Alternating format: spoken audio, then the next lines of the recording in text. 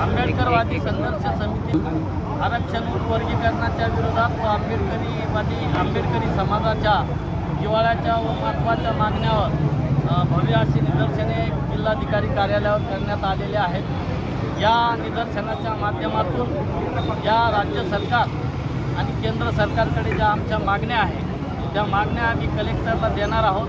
आमची पहिली मागणी याच्यामध्ये जी आहे की आरक्षण वर्गीकरणाला स्थगिती रद्द केलं पाहिजे। त्याचप्रमाणे लहुजी आयोगाची शिफारशीची अंमलबजावणी केली पाहिजे। आरक्षण हे सहकार आणि खाजगी क्षेत्रामध्ये लागू करण्यात आलं पाहिजे। ॲट्रॉसिटीच्या कायद्याची कडक अंमलबजावणी करण्यात आली पाहिजे। गायरान 14 जानेवारी 2011 पर्यंत सरकारी जमिनीवरील गायरान धारकाचं अतिक्रमण नियमित करण्यात आलं पाहिजे। झोपडपट्टीवासियांना PR कार्ड दिलं पाहिजे।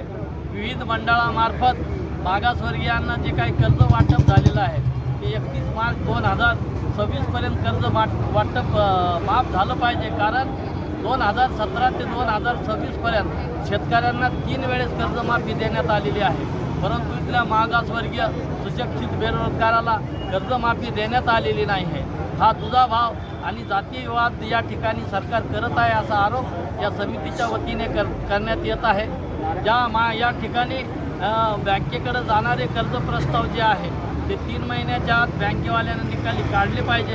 त्याचप्रमाणे या ठिकाणी अलीकडे MSE महावितरणच्या माध्यमातून जुने मीटर काढून त्या ठिकाणी स्मार्ट मीटर बसवण्याची जी सक्ती करण्यात आलेली आहे ती सक्त रद्द करण्यात आली पाहिजे।